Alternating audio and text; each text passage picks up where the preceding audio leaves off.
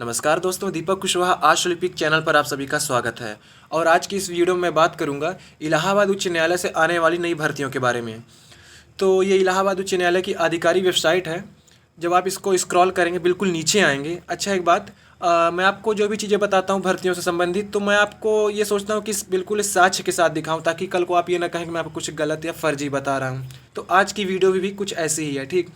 तो जब आप ये बिल्कुल नीचे आएंगे तो एक आपको ये विकल्प मिलेगा, लिंक रहेगा वैकेंसी पोजीशन का, ये जो घेरे में बना हुआ है।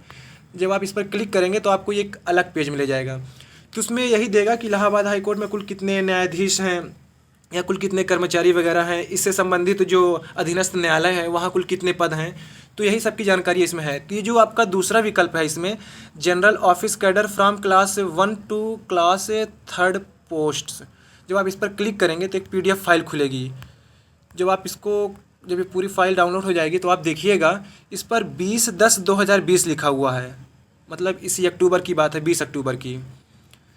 तो इसमें यह है कि अच्छा देखिए, इलाहाबाद उच्च न्यायालय में समीक्षा अधिकारी, सहायक समीक्षा अधिकारी और कंप्यूटर असिस्टेंट, मतलब जो ये सीधे रूप से भर्तियां जो आती है, जो सीधी भर्ती आती है, यही 3 पद ये हो गया। और जो आपका ये स्टेनो और ऑफिस असिस्टेंट हो गए, ये पद इलाहाबाद उच्च न्यायालय में नहीं है। कहने का मतलब, इलाहाबाद उच्च न्यायालय में आपको सिर्फ ये समीक्षा अधिकारी मिलेंगे, सहायक समीक्षा अधिकारी मिलेंगे और ये कंप्यूटर सहायक, मतलब जो सीधी भर्ती आती है बिल्कुल सीधे तरीके से। और आपको जो स्टेनो और ये ऑफिस असिस्टेंट जो भर्तियाँ आती है, ये इलाहाबाद उच्च न्यायालय में ना होकर के इसके अधीन जो न्यायालय होते हैं, जो अधीनस्थ न्यायालय है, जैसे फास्ट ट्रैक कोर्ट हो गया, कचहरी वगैरह हो गए, तो उसमें नियुक्ति के लिए आपको ये स्टेनो और ऑफिस असिस्टेंट की भर्तियाँ आती हैं। तो ये चीज़ आप पहली बार जान लीजिए। हाँ, इलाहाबाद उच्च न्यायालय में आपको सिर्फ APS, स्टेनो के रूप में अगर देखना है तो आपको APS का पद देखने को मिलेगा, वो भी इंग्लिश, जिसके लिए आपकी स्पीड 100 शब्द प्रति मिनट की होनी चाहिए। तो ये देखिए 20/10 को ये अपडेट हुई है वेबसाइट, जिसमें ये है कि जो आपके काम का पद है, देखिए यही है, रिव्यू ऑफिसर है, फिर असिस्टेंट रिव्यू ऑफिसर, फिर है कंप्यूटर असिस्टेंट, मतलब यही 3 भर्तियाँ ज़्यादा आती हैं। फिर आपके स्टेनो और ऑफिस असिस्टेंट, बाकी जो पद आपको दिख रहा है, ये जब आपकी ये पदोन्नति होती है तभी आप वहाँ पहुँचेंगे। तो ये बिल्कुल सीधे तरीके से भर्तियाँ नहीं आती, बाकी पदों की बात कर रहा हूँ।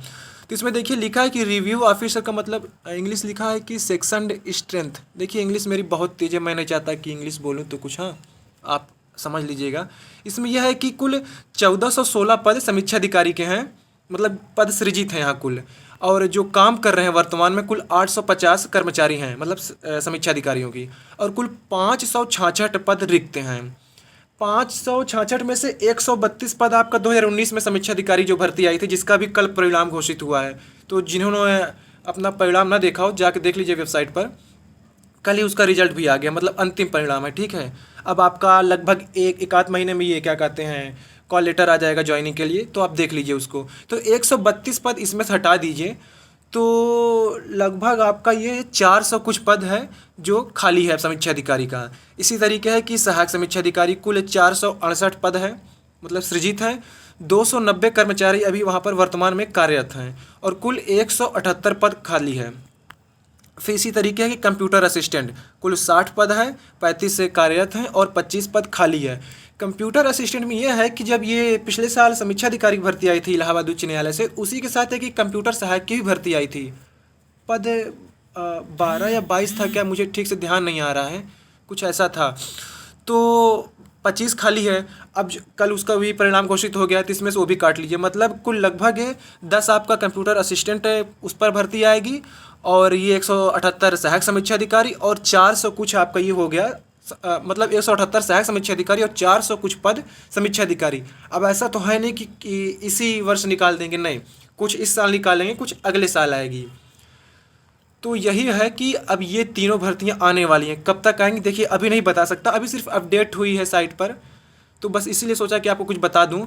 और जो APS की है, देखिए APS का ये है कि एडिशनल प्राइवेट सेक्रेटरी कुल 157 पद हैं, सृजित हैं। 123 से काम कर रहे हैं वर्तमान में और 34 पद खाली है। APS आपका इंग्लिश मांगा जाता है, और जब आपका ये प्रमोशन होगा तब आप PS हो जाएंगे, मतलब निजी सचिव हो जाएंगे।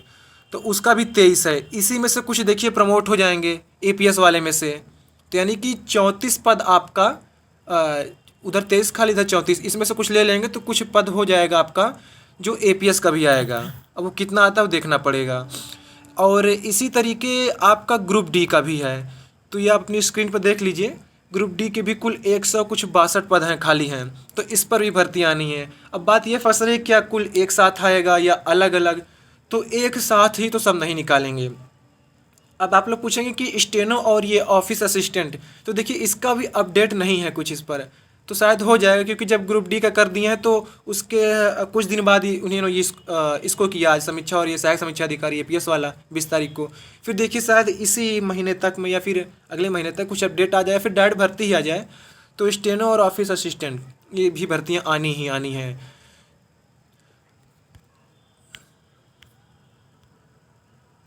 इलाहाबाद उच्च न्यायालय में हिंदी एपीएस नहीं होते हैं, मतलब एडिशनल प्राइवेट सेक्रेटरी। वो सिर्फ आपको ये विधानसभा, विधान परिषद, उत्तर प्रदेश विधानसभा, विधान परिषद हो गया, फिर ये आपका लोक सेवा आयोग से जो नागरिक सचिवालय के लिए अपर नियुक्त सचिव की भर्तियाँ आती हैं वो हो गया, फिर बिजली विभाग से यानी कि यूपीपीसीएल से, तो वहाँ सिर्फ हिंदी एपीएस मांगते हैं। मतलब यही गिनी चुनी 4-5 जगहों पर। इलाहाबाद से सिर्फ आपको इंग्लिश एपीएस की आती है, जिसके लिए आपकी 100 की स्पीड होनी चाहिए। तो देखिए शायद अगले महीने तक या फिर दिसंबर तक ये भर्तियाँ आ ही जाएंगी।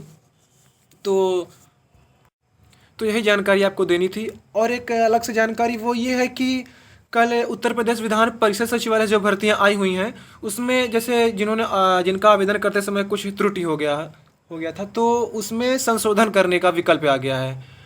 अब देखिए कुल ये पैसा फंसाने का खेल है। अच्छा हाँ, जिन्होंने अभी तक मतलब है अपनी ये शुल्क ना जमा की हो, विधान परिषद सचिवालय भर्ती की बात कर रहा हूँ, तो भैया देखिए मत जमा करिए, कोई मतलब नहीं है। विज्ञापन जब जारी हुआ था, जिन्होंने देखा होगा विज्ञापन में ये लिखा था साफ साफ शुद्ध हिंदी में कि अगर आपके आवेदन में कुछ त्रुटि हो जाती है, आपको ऐसा लगता है, तो आप उसके लिए नया आवेदन करेंगे और पुनः शुल्क जमा करेंगे। मतलब कोई संशोधन का विकल्प नहीं था। अब जिन लड़कों का गलत हो गया था उन्होंने फिर से आवेदन किया, फिर से शुल्क जमा किया, यानी कि पिछला 1050 तो गया, अब ये कल दे दिए संशोधन का, यानी वो तो गया हमारा 1050, उसको देने की तो कहीं कुछ जिक्र नहीं। या तो उसको दें, अगर ऐसा था तो पहले बता दिए होते ताकि लड़का दोबारा ना फॉर्म भरता। यानी कि 1050 गया, फिर से लिए हैं, तो कुल पैसा फंसाने का ही खेल है। बाकी आप अपने विवेक से काम करिए, क्योंकि 3,30,000 कुल 73 पद, हाँ शायद 90 पद कुल हो गए थे। बाद में सहायक समीक्षा अधिकारी की भी कुछ आ गई थी, 90-100 ऐसे कुछ थे। तो मतलब 100 पद के लिए 3,30,000 या 3,35,000 आवेदन हुए हैं। तो बाकी अब आप अपना समझ लीजिए, जिनका ये शुल्क जमा करना चाह रहे हो, तो मैं तो यही कहूँगा कि मत करिए। दी है तो फिर अच्छी बात है बहुत।